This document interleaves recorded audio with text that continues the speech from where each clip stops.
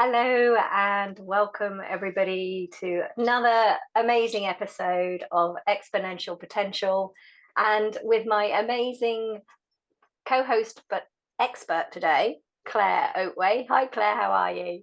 Hey Jen, how are you? I'm really good, really good.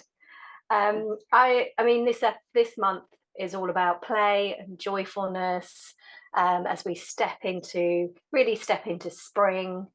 And today we're talking about the power of play and embracing playfulness in leadership, Mm. which sounds really juicy. Because I think when you're in the corporate world or when you are a leader, there's a sense that you have to be serious or taken seriously. Yeah, yeah, yeah, definitely. And there's so much fear and there's so much busyness and there's so much drive. And then we think what authority is, and authority is serious. It's kind of serious business, isn't it? Yes, yeah, exactly. Yeah, and Got to be serious. Talking yeah, and money here. actually, well, the most important thing is to have a range that you work with, and Mm. playfulness definitely has to be on that range. Yeah, times you've got to be serious, times you've got to not be serious. Yeah, and I think incorporating playfulness into the workplace full stop, anyway, regardless, is really key for people's well-being and productivity and effectiveness, and for people to actually enjoy their job Yeah, yes, and yeah, and get the most out of people, or you get your most out of yourself when you're joyful and you're happy and you're in that good place.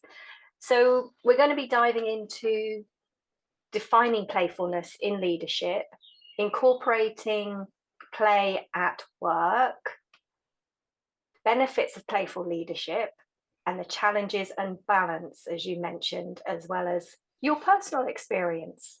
So awesome. So let's dive in. Um, so we're talking about playfulness in leadership. So could you dive into that a bit more and share your perspective on what playfulness in leadership looks like and how it differs from the traditional view of a corporate leader? yeah, sure. I mean, for me, and this is a regular theme of mine. Um, I love to see character and personality in the workplace, because at the very core of a workplace is a bunch of humans working for or leading other humans, serving other humans. And so we very often forget humanity within the workplace, and we very often forget personality within the workplace as well. And especially, this is going to trigger many people, but especially in terms of the modern workplace and some of the sensitivities. You often hear people go, "Oh, I can't have a joke, can't have a joke." Well, yeah, actually, kind of, you can still play with respect and bring things through. So for me, playfulness in leadership is the ability to lighten the mood, to set scenarios, to perhaps use stories within your work that encourage people to move to a creative and collaborative space, like you do, as a child in a playground. It's just like, let's increase the risk, but not really increase the risk. And where does that take us? So play opens up, say, that kind of opportunity for creativity and problem solving, collaboration together, kind of cohesion in terms of you all really enjoying yourselves together. So playfulness can be some of can be some of that, and also playfulness with your identity. So the ability to laugh at yourself, and the ability to, not always be super serious. It lightens the mood, and it creates space for other people to be light as well and bring themselves. And I think, for any leader, you've got that dual role. One is definitely around looking yourself after yourself and how you grow, how you develop. But the most important role that you play is creating the conditions and the context for people around you so that they thrive. And I don't think you can do that without play. Mm. Yeah, that it brings so much, and the energy of that as well, the energy that play creates in any environment. It gets people Yeah. excited, doesn't it? It gets people inspired. Well, and in many of our conversations, it's surprising as adults how often we forget what it's like to be in the pure energy of childhood. Mm, Um, and we kind of move further and further away from that. And actually there are so many elements of truth within the purity of your approach, the inquisitiveness, the care, the attention, kind of all of those really core elements of character shine through when you're a child. But somehow when we're living up to other people's expectations, we forget the purity of what's us and what's in our heart and what's in our soul. mm. Yeah, that I think that's key, isn't it? To reconnect with what's in our hearts and what does that look like. So how to what are some of the effective ways leaders can introduce those elements of play um, into the workplace without compromising on professionalism and productivity, of course, because we're talking about there's a balance there, isn't there? Yeah, yeah. But what I'm not talking about here is buying a bunch of ping pong tables and slides, or throwing bean bags, and kind of all these things. You do see them being tried within offices like Google, um, which is fine. And for your workplace, that might be kind of your corporate branding, is to deliberately bring that in. It's not for everywhere, and that's not what I'm talking about here.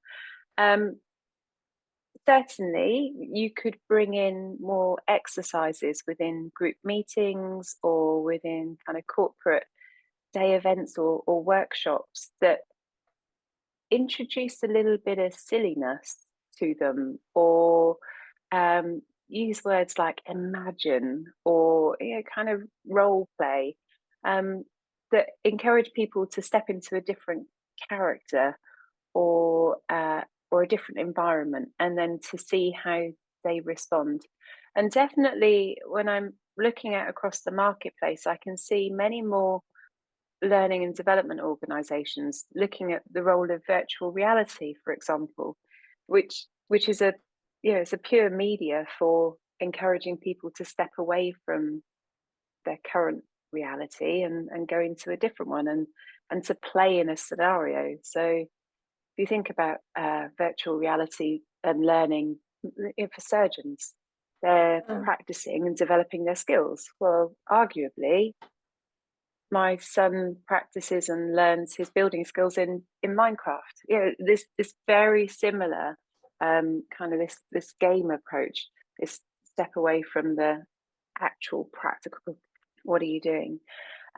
So definitely creating activities that would allow you to do that within previous teams. For example, we've been scrapbooking in an exercise. We broke out into teams to try to identify the culture of the business, and it's like, right, take away all these magazines. Come on, let's see what it looks like. What does it look like? Let's express ourselves in a different way. It's going to feel silly, and many people are like, what are we doing, like an arty thing? Oh my god. um but actually, kind of once you get through that initial discomfort, then people engage and they're creative and they can see each other's responses quite quickly.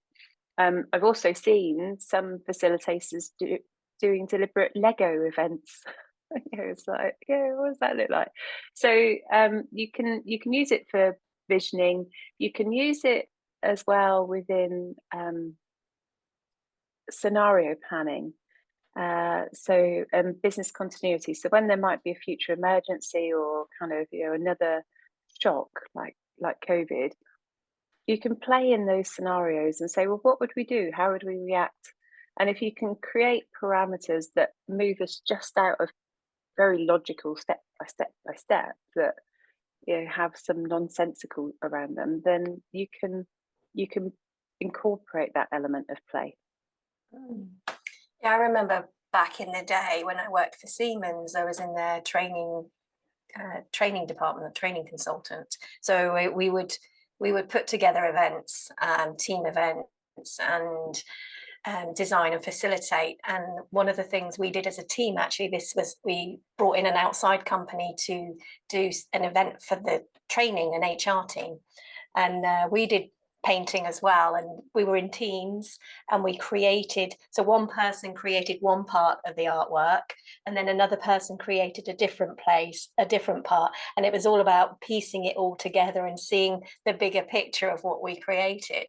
And it really, those sorts of things, I mean, yes, that was an outdoor event, so not something we would do every day, but it does make a big difference, doesn't it, in terms of bringing, creating a cohesive team, bringing everyone together, treating each other like humans, reminding ourselves that we are all human and we need to be treated with respect and kindness and understanding. I think that's one of the biggest things, is we create more understanding with each other when we do things like that.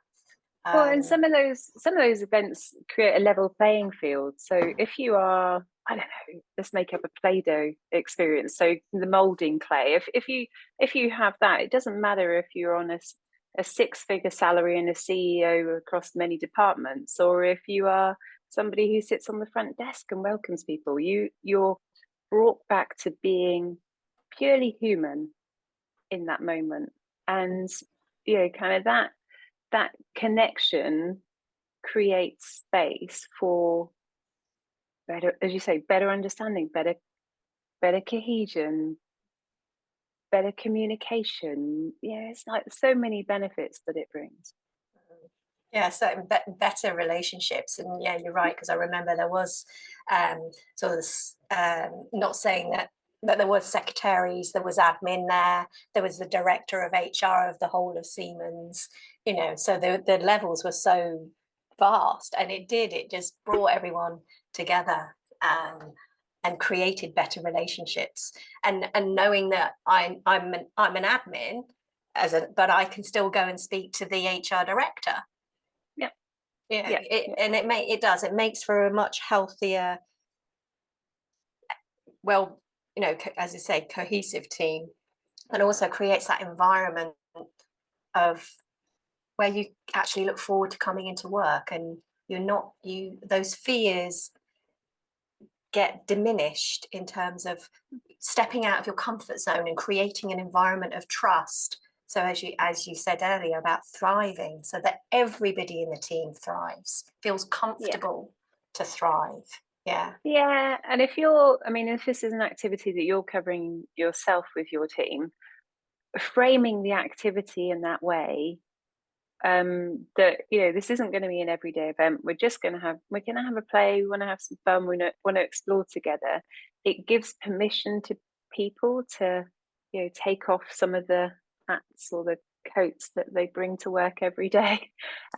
So your question about how do you retain the professionalism? It's like, well, frame it as a play event, frame it as an exercise, as an experiment, um, and that again allows you to really stretch people and engage people so that they feel safe in that environment. Yes, and that just reminds me the balance. I remember when I was a lot younger, in my early 20s, and I was in sales, in the IT industry, and it was really high pressure, high targets, high pressure, go, go, go, go, go. I remember, you know me, I'm always very playful, but I went a bit too far. And I remember sitting under my desk on the phone talking to a purchasing, and talking about an order or something, and my supervisor, my team leader, was just looking at me going, "What are you doing?" And I was just sort of, I was on another planet, but they didn't really appreciate it at the time. So there's definitely a balance there. But I was having fun, and I hit my Yeah. targets every month.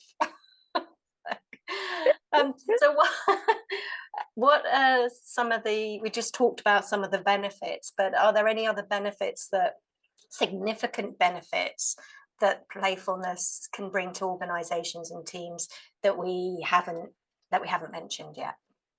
So certainly, there's a couple of really strong ones. One is around productivity.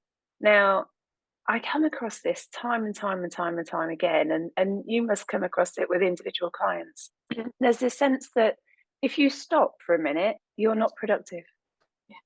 It's like, and so yeah, we just don't make time to create these events, create these play spaces, because we feel that we've got to be more and more productive and on all of the time, but feel that pressure. And actually, if we are honest with ourselves, being in meetings all the time, that's not productive. Being in really poor meetings is not productive. Kind of playing office politics is not productive. Being stuck in processes that are just dead and laborious. We've talked about zombie processes before. That's not productive, and yet we prioritize those elements.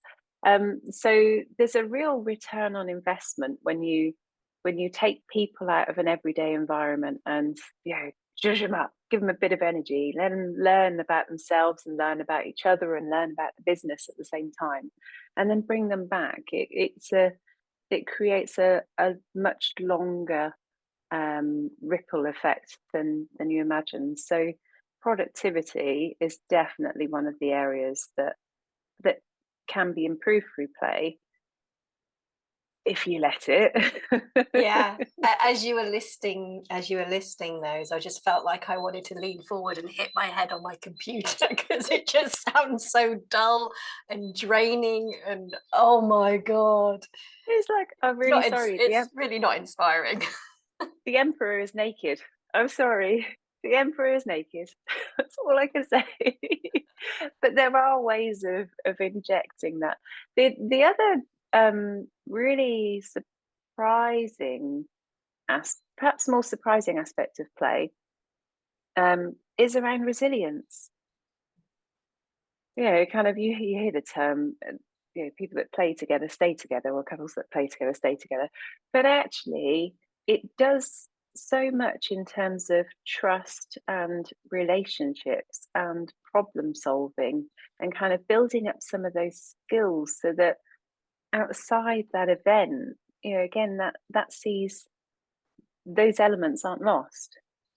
They're certainly there. And in terms of resilience, one of the techniques that I've used with individual clients is to imagine that you are within a strategy game, within a platform game, online, and the challenges that you are facing have been designed into the game. You can't get to the next level unless you defeat the demon, or unless you find the secret potion, or unless you travel to the land of spears and I don't know.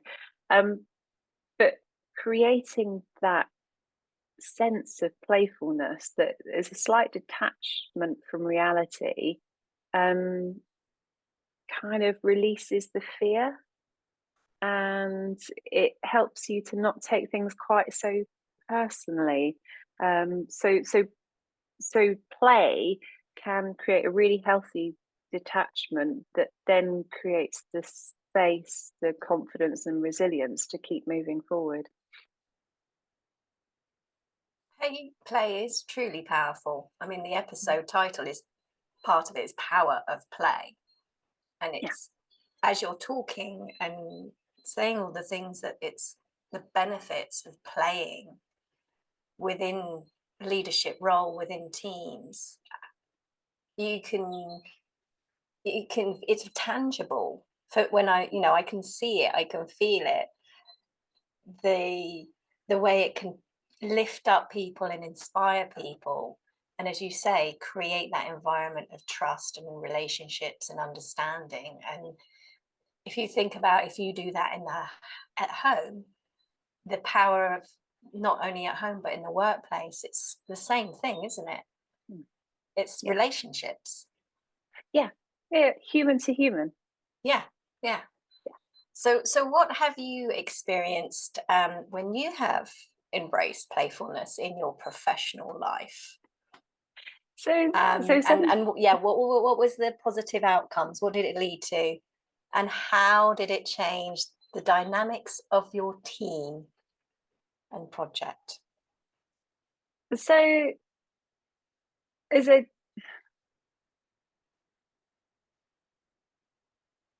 so as I say, kind of sometimes play can happen within a workplace. Sometimes play has to happen outside a workplace, either through sport or staff team building activities. Um, and so both experiences have come through in my world, or have created, and actually they've just created this. They've broken down some barriers, and just given the space for people to call me out on my nonsense at times. So my professional modus operandi, as it were, as a leader, can sometimes be really, really focused, really ambitious, bringing everybody driven, and sometimes that can be quite intimidating to challenge. It's not intentional, um, but being in a different space, people have said, "You know what? I haven't got a clue what you're on about half the time." Or it's like, "Do you know what? I absolutely love how you do that, but it doesn't do that." So it for me, it's um, it's been very welcome because others have felt secure enough and invested enough to call me out in a soft way, working towards an end goal. It's probably not the example that you were thinking I would come through with, but it's definitely one that has stuck with me, and the importance of framing space. The other aspect is around play with scenarios.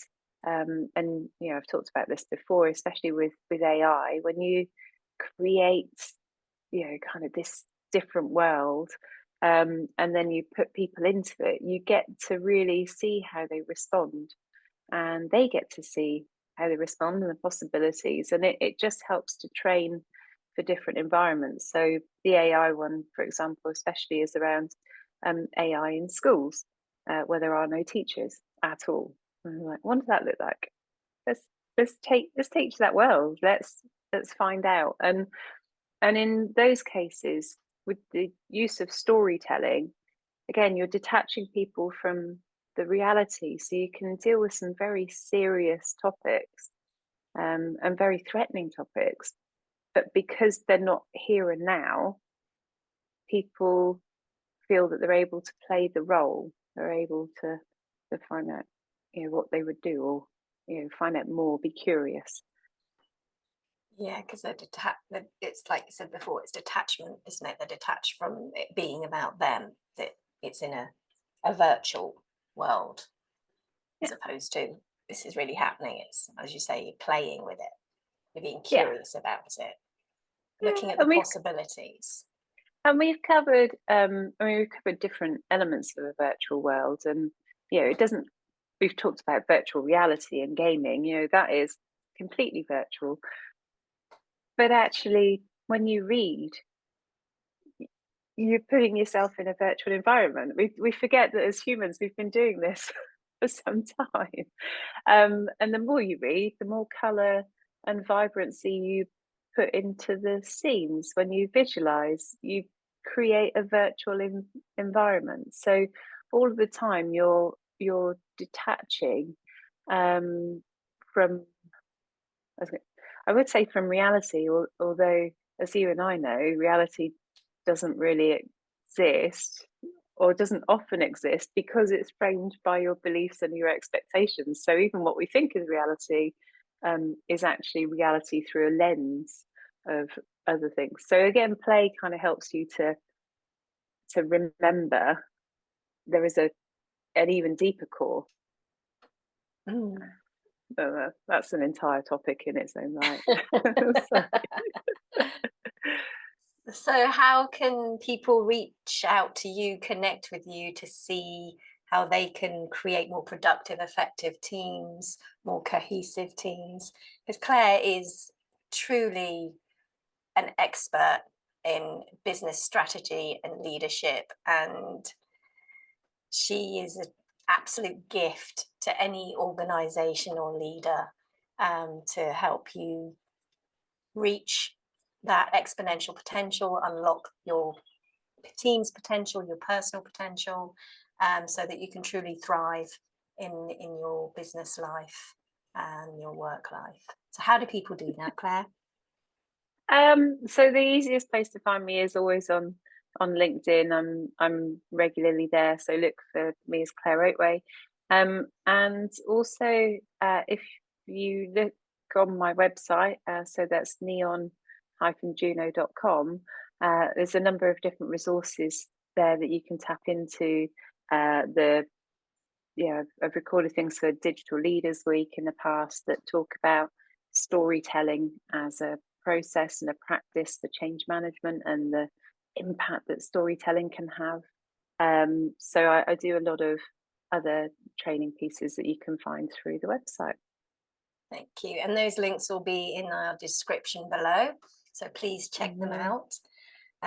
Thank you for listening, for watching. And if you've liked what you've seen, please click on that subscribe button so you don't miss an episode. Share, like, pass it on, pass it forward.